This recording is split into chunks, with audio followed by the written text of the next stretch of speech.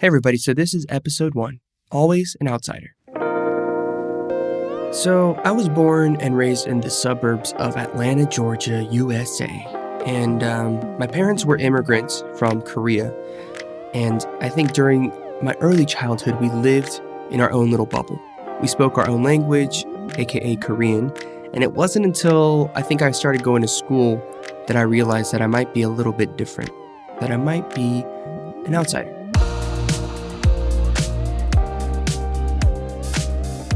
I think up until that point, all I had known was my home and church, which were both Korean. And because of this, I literally thought that although I was living in the States, I thought I was in Korea. I just thought Korea was full of Black, white, Latino, and Asian people who were all just kind of mixed together somehow. And I think as a kid, I was pretty confident. I was bright, outgoing, very happy kid, and I would sing all the time. You know, any place, anytime, I was always singing. That's one of my first memories. And I think I was so comfortable with myself and who I was that it was to the point where I went to school, and this is kind of embarrassing, but my mom told me the only words I knew were poo poo pee pee. Like I didn't speak any English. And I went to school, and my parents told me a few years ago, they told me this story where after the first day of school, I got in the car, closed the door, and apparently I just started cracking up, laughing. Little Eric laughing. My parents asked me, Yundo, which is my Korean name, what's so funny? And I naively, very innocently responded that school wouldn't be able to teach me anything because nobody was smart enough to speak Korean. Now, obviously, the joke is on me, and my parents were understandably very, very deeply concerned. And I just remember I went to school, and first day, I was just like, oh my gosh, nobody can speak Korean. And then the second day, I was like, oh my gosh, I am in deep trouble because I have no idea what anybody is saying to me, no idea what's going on. Nobody can understand me. And I think, as time passed while I was at school, I started to realize that not only was there a language barrier, but a cultural disconnect between the Korean Eric and the English-speaking American Eric. And I think that's something that's kind of followed me throughout my entire life. I think there were a lot of moments of me feeling like an outsider, a lot of moments feeling like other, trying to fit in, trying to be more American, playing translator for my parents, trying my best not to stick out like a sore thumb, and being really stressed about that. I just really didn't want to stand out. And I think that's something that is true for a lot of people, a lot of immigrant kids or kids of immigrant parents to this day. I think as humans, we don't like to stand out. I think that's just kind of human nature. But imagine that you have no option. You just naturally stick out. When I was growing up, it was even less of a diverse population, especially in the suburbs of Atlanta, Georgia. This is the South, guys, and I just remember being very isolated, alienated, and I hated going to school. It was the typical, where are you really from? What's in your lunchbox? You look like this, you look like that. And I think, looking back, a lot of things were very racist, but as a kid, they're just normalized, and you just think, I'm the weird one. I'm the one that's different. And it was just something that I had to deal with growing up. I was bullied, definitely. I was left out in a lot of things, and this is a story that I don't particularly enjoy sharing, and I haven't really opened up about because it brings up a lot of weird emotions and memories for me. One day I was, I think this is middle or high school, probably middle school. I was going to gym, and I was in this hallway. This long corridor leads to the locker rooms. I think we were going into the locker rooms, and there's this dude who was right next to me. I think there was 3 or 4 of us walking down the hall together. I didn't particularly like the kid. He called my name, or he called me something derogatory probably, and I look over at him, and completely unprovoked, he pretended like he was sneezing, but he hawked and spit a loogie into my eye, just straight onto my face. And it was one of the most degrading, embarrassing, infuriating moments of my life up until that point. And I think still to this day, it's a topic that I never feel comfortable speaking out about, but it was to that point of, feeling bullied and left out and having a difficult time in school trying to fit in. And I just kept thinking, like, what am I doing wrong? Why am I treated differently? Why can't I do this? Why do I not fit in? Why do I feel so left out? And I think it dawned on me. I don't know when. I don't think there was like a eureka exact pinpoint moment, but I realized that there's nothing wrong with me. There's nothing wrong with me. There's nothing wrong with you. Whatever you're going through, there's nothing wrong with you, us, whoever you are. Okay? We are the way we are, and the only thing that we can do, that we can control, is to make an effort to be the best version of myself, yourself, ourselves. Being better, being the best, so that we can overcome whatever obstacle, whatever craziness, whatever bully challenge there is.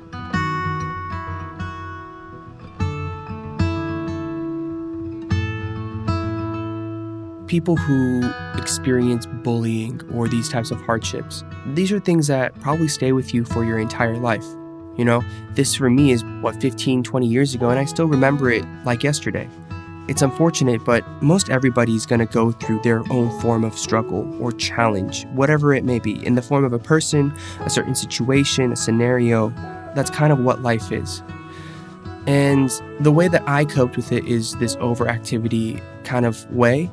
It was to be so active, super active, overactive, to the point that nothing else would matter, right? I was never going to be the smartest. I was never going to be the most athletic, never going to be the best looking or most musical or whatever.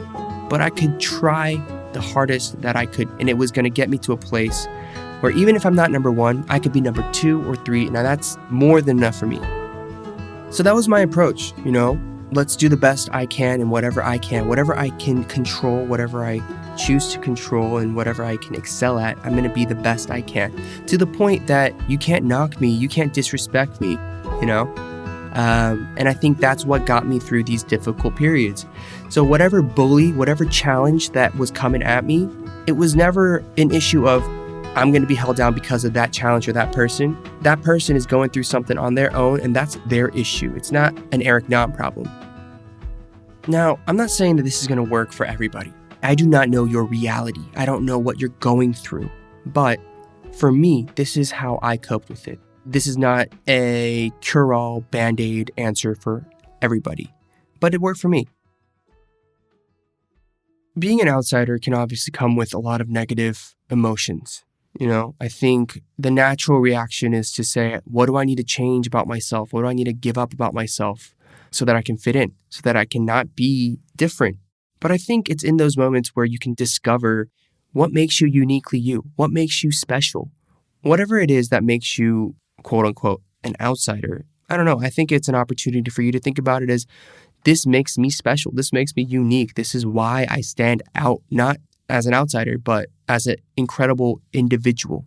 And that's how I tried so many different things, almost to a fault. I think it was almost to the point where I was going to try everything to kind of figure out who I was and what made me special. But it was this overactivity, this kind of craziness of overachieving or trying too much, that I think I kind of neglected my real passions. I think I kind of lost myself in that.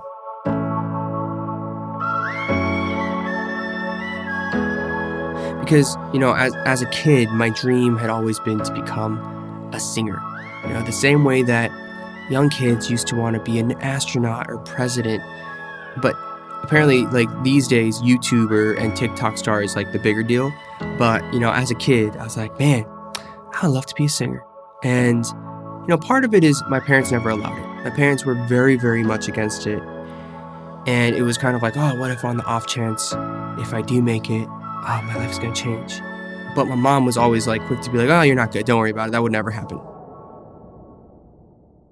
I've shared this story before. And if you've heard some of my podcasts or you've been to my shows, you probably heard this story. But I wanted to call my mother, my mom.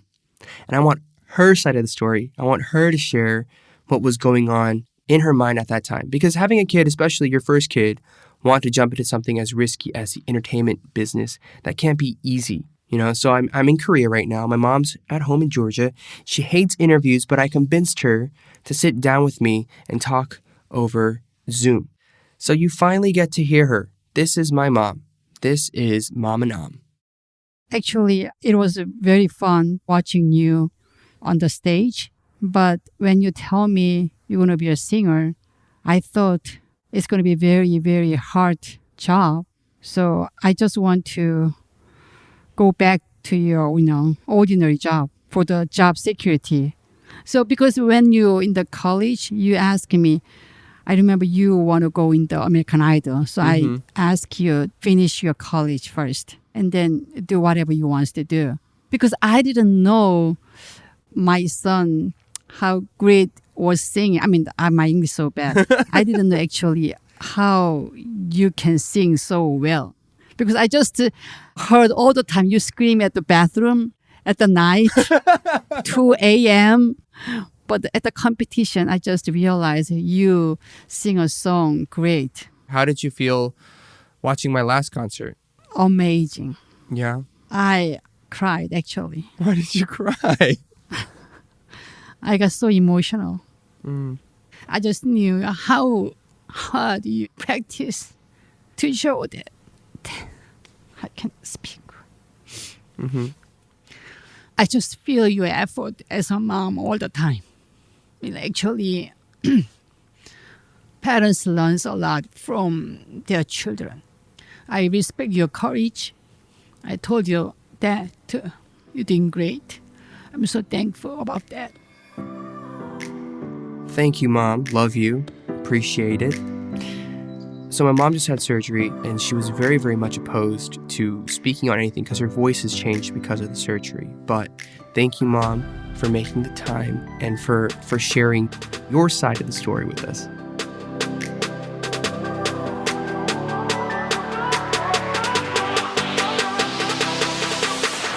But, a lot of you already know the story. The rest of the story goes, after finishing college in Boston, I accepted a business analyst position in New York and deferred that to do nonprofit work in India. And then I ended up on TV doing a show called Star Audition in Korea because I wanted to sing, right? So I get to Korea, and I think it was like the day after I landed or 2 days or something, I'm on this show. And I was auditioning to become a K-pop star. And it was exciting because I was finally able to pursue something that I had dreamed about for so long. It was for the first time that I was able to do something like that. But it was really intense, and it was a lot of tension because I was so American. The show, the producers, the writers, everything about this show in front of these very, very seasoned veterans as judges and mentors, they're very Korean. And I was this kid from the West, this American kid who was too dark, who didn't dress like I was going to be a pop star, was just not the epitome of what people thought of when they think K-pop, And I think on top of all this stress of trying to make it and trying to make good TV, there was tension because, A, I couldn't really speak the language.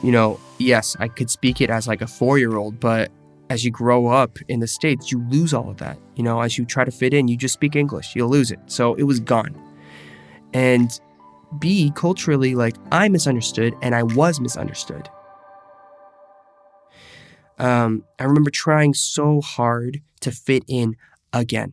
I wanted to speak Korean fluently. I wanted to sing the way that Korean people sang because I just, musically, when you grow up on Korean ballads and that's like your way of singing, you're going to be naturally more inclined to sing that very well. But me, I grew up on pure pop. And so I couldn't sing the way that a lot of these audition shows wanted. So there's a lot of push and pull culturally, musically, linguistically, all over again. I went all the way through college trying to fit in and just trying to make a name for myself. I get to Korea and I find myself doing the exact same thing, just in reverse. This is, I don't know why, but that's life, It was all for a dream. One thing that kind of sticks out and kind of broke me was, I was working really hard to learn the language, to become a better singer, to memorize lyrics, to fit in with this household of, I think it was 13 people living in a house trying to become the winner of the show. And one of the writers sat me down and she was like, what are you doing? Why are you here? And do you even care? And I remember those questions coming at me as such a shock because, I've given up months of my life with no pay to just kind of be a contestant on this show. And I remember her saying, everybody wants this so bad, but you don't seem to want it at all. And you have horrible manners. Everybody talks about it. And I wouldn't be surprised if you're just kicked off soon. And for me, that was this huge shock. I think the biggest shock was honestly the fact that she said that I had bad manners, because never in my life have I ever been told that I have poor manners, nor do I ever misbehave. That's just my personality. I have friends or even people around me who are just always so keen to break the rules. I was never that type. I was always kind of like a fringe wallflower of just blend in and we'll just try to make the best of it. I don't want to rock the boat. And I remember crying. When I heard that, I cried. I literally could not stop crying. And I'm not one to cry. But it was because I was so upset and misunderstood and frustrated that how am I giving 150% of my time, my effort, my life, and you're going to come and tell me that I am not worthy or that I'm not doing well because I have a horrible attitude. And I went back and I thought about it for a long time. And I realized a lot of it is just cultural misunderstanding. There were just so many cases of tension, not only on this show, but beyond that. During my tenure here in Korea, even recently, there are things always coming up. But once I decided to stay, once I decided to give this a real shot, I decided this is just something that you have to take on. I'm going to have to go back into this mode of relearning how to survive and thrive and fit in. Again, not by becoming like everybody else, but using who I am, my qualities, so that I can stand out. And, it was these types of moments that were disorienting. They could be heartbreaking, but it was also a moment for me where I could learn, and I came to the realization that if I'm going to do something in Korea, if I'm going to try to make a name for myself in Korea, I have to get used to this, because that means I will always have a target on my back. I'm always at the risk of being misunderstood and my words and my actions being misconstrued constantly. That's just the reality that I live in. And I think this is something that really changed and shaped my perspective on how I would pursue anything in Korea. So after all that drama, I ended up in the top 5 of Star Audition. And I started getting attention from labels, record labels. And from there, it was just go, go, go, pedal to the metal. My Korean was still horrible, especially on TV, because I got nervous all the time, but it didn't matter. At one point, I actually started to play up my Americanness. I was there to be me, and I was finally okay with that. And I just want to remind you, the listener, that the reasons you might stand out in a crowd are the very qualities that make you distinctively you. You don't need to feel alone in that. You're unique, but we are all, in one way or another, unique and special. And it can sound cheesy, it can sound elementary, but this is something that needs to be reinforced and we need to remind ourselves of, right? Be honest with who you are and where you're at, and be confident in it. Be confident in where you want to be and where you want to go. If that means you have to be your only biggest fan, who cares? You're in control of you. Don't give that to somebody else. These types of words are things that I wish somebody had really shared with me so I could be sure with who I am and what I was trying to achieve. So, I don't know. I really hope that this first episode, it speaks to you in some way. And I feel like anybody, anywhere has had an experience of feeling other, of feeling left out or feeling on the outside. And hopefully this gets you to a place of wanting to have a deeper conversation, of wanting to open up more so that we could be the best version, unabashedly, of who we are. So get out there. Whatever you do today, tomorrow, wherever you go, just be you. This is my mindset.